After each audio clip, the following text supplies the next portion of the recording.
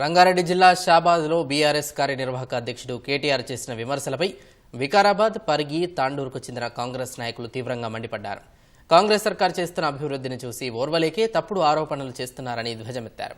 ఈ నెల 26న కొన్ని హామీలను నెరవేరుస్తామని, మిగిలినవి ఒక్కొక్కటి నెరవేరుస్తామని మండలి చీఫ్ విప్ పట్నం మహేందర్ రెడ్డి స్పష్టం చేశారు. కేటీఆర్ మాట్లాడించిన జానమ్మ అనే మహిళ రుణమాఫీకి అర్హులు కాదని అయినప్పటికీ తప్పుడు ప్రచారం చేస్తున్నారన్నారు. పరిగిలో ఏ మండలానికి ఎన్ని కోట్లు ఇచ్చామో గ్రామాల వారీగా చర్చకు సిద్ధమా అని కేటీఆర్కు పరిగి ఎమ్మెల్యే రామ్మోహన్ రెడ్డి సవాల్ విసిరారు.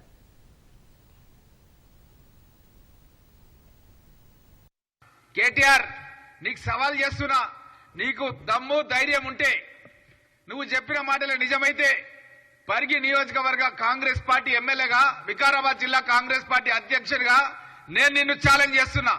ఏ మండలానికి ఎన్ని కోట్లు ఇచ్చినాయో సాక్ష్యాధార ద్వారా రికార్డుతో సహా నేను అసెంబ్లీలో చెప్పినా, ఈ రోజు కూడా చెప్తున్నా. మా యొక్క నాయకుల మందరం కూడా మీకు పుస్తకాలు చూపిస్తున్నాం.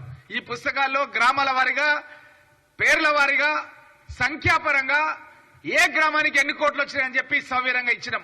21,000 కోట్ల రూపాయలు రైతుల ఖాతాలో జమ చేసినాం. మీలాగా చారానా చారానా చారానా అని చెప్పి అస్సలు చారానా ఎగ్గొట్టే కార్యక్రమం మేము చేయలే.